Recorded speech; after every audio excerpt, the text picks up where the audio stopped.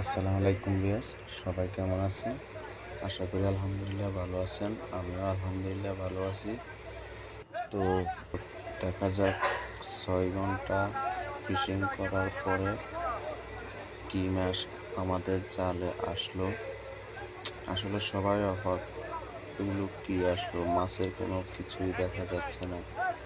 আছে মাছ, সামান্য অল্প কিছু আছে, তবুও দেখা যাক এখন কি মাছ আসে। এখন সবাই বসে নিয়ে টানাটানি করছে, ব্যাগটা খুলতেছে। উম, যাক, বেশি কিছু আসেনি।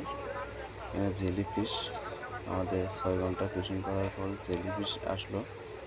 মূলত এখানে আমাদের কোম্পানির প্রায় 2 থেকে 2.5 লাখ টাকা তেল জ্বলেছে। মাছ আসলো মাত্র 20 থেকে 25 হাজার টাকার মাছ আসলো। কিছু করার নেই।